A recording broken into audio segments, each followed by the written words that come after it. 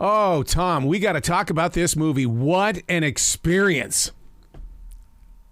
I am excited to chat with you, and I think it is quite the experience, and I'm excited for people to share that experience tomorrow, May 5th, when it comes out. Oh, from frame one all the way through, you're not messing around with this movie, dude. I mean, the intrigue. I mean, you get into the conversations, and then the least thing you would ever expect happens, and you're going, what the? And it's like shock and awe all over the place.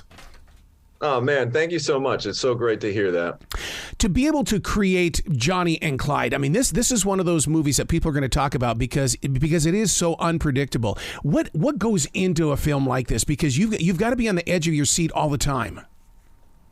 Well, I think it's all about trying to swerve the audience. You know, everybody, when we watch a movie, right, we all do this. We all want to kind of be one step ahead of the writer, the director, and we want to kind of guess what's coming.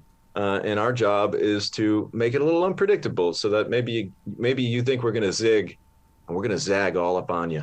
So does that happen right on the set when you say, I realized it was in the script, but I'm seeing something else happen. Do you rebuild it?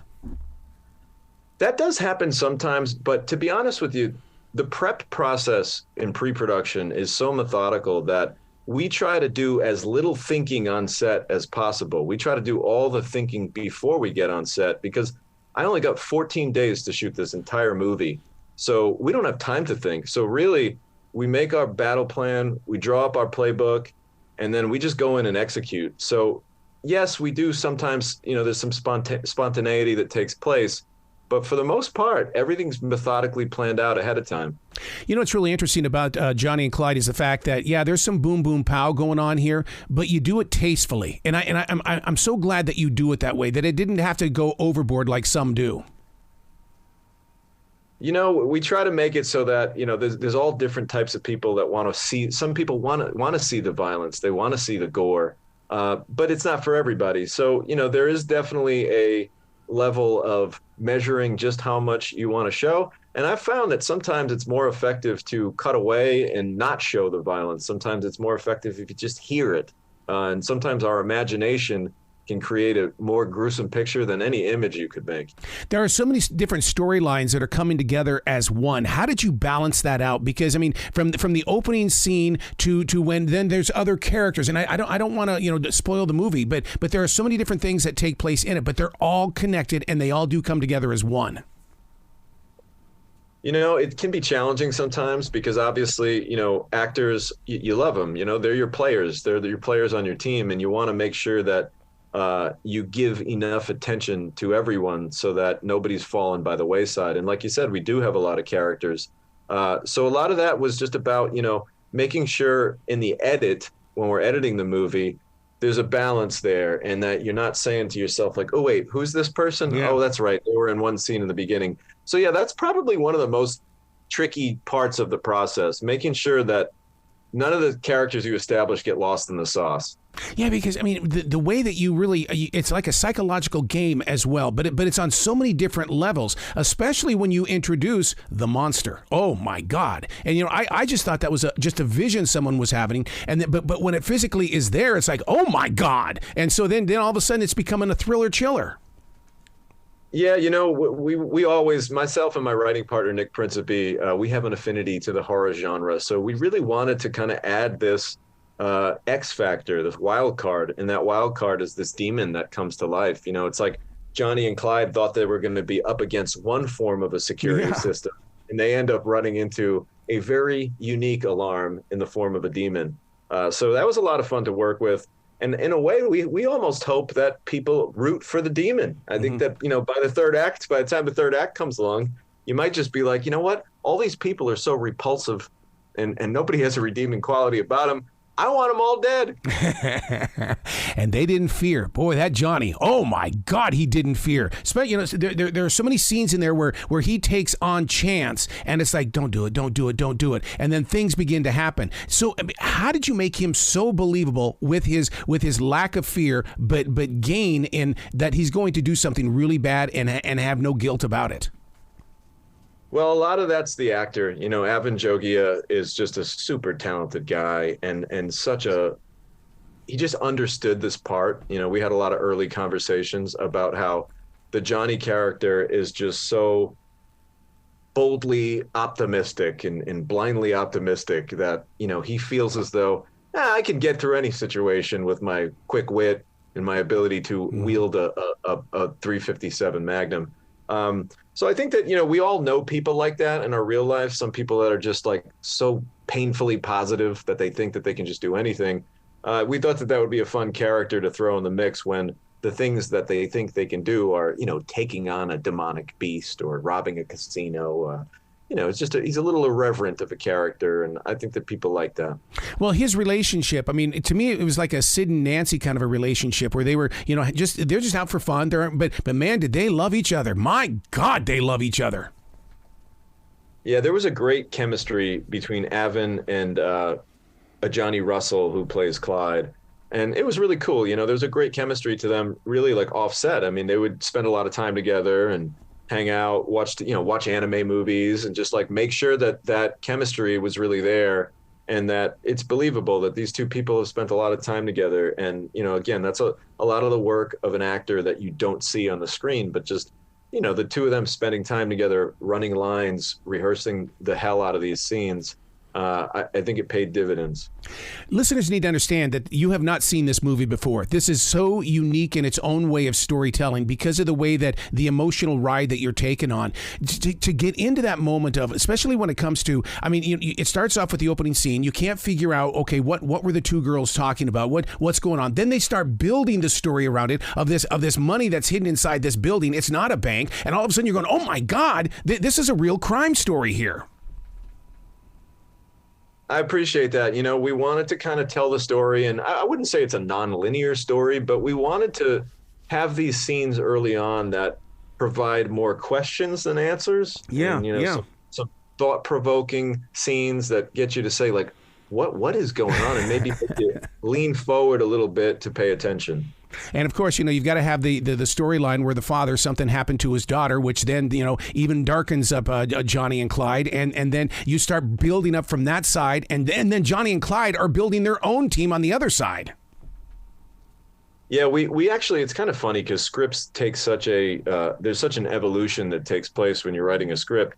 There was actually a lot more of the father and daughter relationship in the original draft.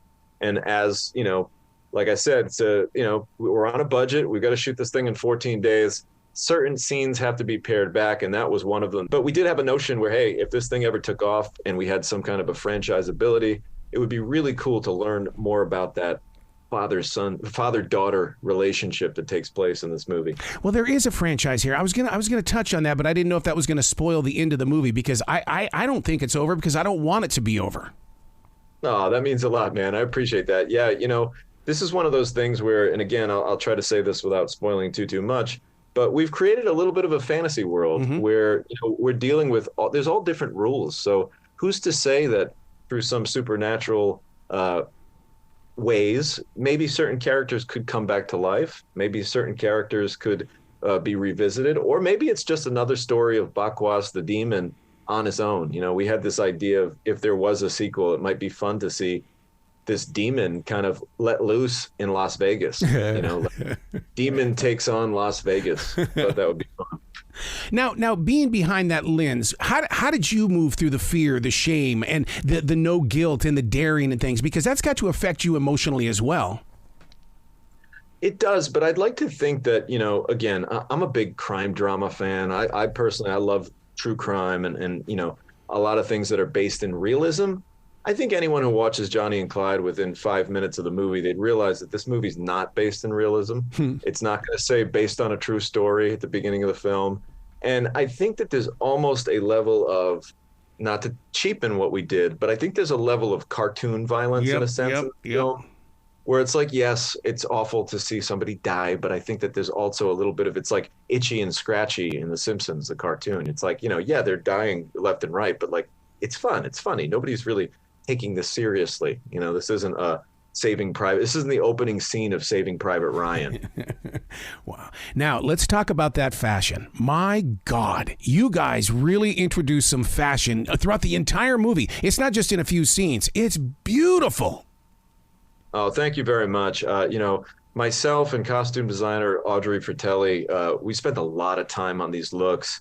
As you can imagine, you've got Megan Fox in the movie, so everything she wears needs to be very methodically picked out, and there's a whole process to that, to making sure that she feels comfortable in everything that she has on and is happy with the way she looks. And of course, that's not just the Megan character. We really wanted to kind of have a unique look for each character, almost like, I'm a big action figure guy. I still collect action figures. I never stopped playing with them. So we almost wanted to make it like, well, this could be the Johnny and Clyde cast could be a really cool action figure box set where every character has a different look, different weapons that they would come with, and it's a vibe, and you'd want to collect them all. And also, I think on screen, it's kind of cool. There's different textures that come alive on screen that you don't even realize, and the audience might not realize it right off the bat, and it's kind of subliminal, but they're feeling more about this character when they see Johnny's red leather pants, or when they see our butcher character dressed like a Viking, or they see our Candlestick character dressed like kind of this outdoorsman. Just it tells story. I can't stress it enough. Every time I work with a costumer, I'm very hands-on with that, because I feel as though the costumes really service the story and help us identify who these characters are. Yeah, because it carries the story forward. Because going from the garden scene with the pots on their head, and then you find out that later on in the story, now they're dressed in something else, and then first of all, who would have thought that man had muscles like that? My God, where did you find that monster? Okay, so that's Brett Azar, and the really cool thing about Brett is, aside from the fact that he's also from Rhode Island, like myself, a couple Rhode Island guys, he's got an amazing career. He played the young Terminator in the Terminator movie. There was a flashback to Terminator, and he literally has the reason why he got cast, aside from being a terrific guy, is he has the same size and dimensions as a young Arnold from Terminator. So the guy's a monster. He puts a lot of time and hard work into looking that way. It's not by accident. And it was just really great to work with. He's like a real life action figure. And now, if you're a fan of Brett Azar, you can check him out on the Young Rock TV show, The Rock's new show. He plays the Iron Sheik, which is really cool. I'm a big wrestling fan too. So really cool to work with Brett Azar. What is it like to take the vision that you have and make it a reality, with it being opening tomorrow, where people are going to see it? We're going to be talking about it. It's going to be all over social media. For you, it starts with your vision. Not to sound too corny or cheesy about it, but it's one of the most amazing things that you can experience as an artist, in this world, to see something that you and your buddies were kind of just chatting about one day come to life, and you can actually watch this film all over the world. It's a really special feeling. I'm very thankful for it. And again, I feel blessed to every day I get to make a movie. It's a profession that I've always wanted to take part in since I was a teenager, and I feel very lucky to be able to do it. And every time I kind of get down, because we all get jaded sometimes, no matter what we do, I realize, oh, wait a minute, you're making movies, man. Why don't you shut up and do your job? When Megan Fox said yes, did you explode with excitement? Oh, it was another level. Myself and my writing partner, Nick Principe, first thing we did was crack the script back open and say, all right, let's give it the official Megan pass, as we called it. And we went through and made sure that every single action line and every single line of dialogue was perfectly tailor-made to what we thought Megan would really knock out of the park, and I think she did. Well, man, you want to love her, you want to hate her, you want to do something because this character is so strong, so confident, and yet so, oh my God, she's got a dark side. Yeah, she's pretty quick to, throw someone under the bus, under the proverbial bus. But, I think we've all dealt with people in positions of power like that. They'll kind of drain every drop out of you that they can get. And then once they don't need you anymore, see you later, sayonara. So, as much as, there's a cartoon element to some of her characteristics, I think there are a lot of people in power that kind of act that way. Yeah. Are you going to try to market it through merchandise and stuff? That was something that I really wanted to do, but it doesn't seem like, due to various legal reasons that I won't even bore the audience with, doesn't look like we'll be able to do a lot of merch, but who knows? Maybe there'll be some fun bootlegs out there. If anyone out there wants to make me a bootleg Johnny and Clyde action figure line, I will buy every single one of them. God, I just had a flashback of Comic-Con. I could just totally see these characters going to Comic-Con. Oh, man, this would be a big Comic-Con movie. So we hope to do some conventions down the road. So when you have 14 days on a movie set, is it like going on to a live performance on Broadway where it's like, look, guys, we don't have time to screw around. Let's do it right. I know it's going to be a little bit edgy, but let's make it work.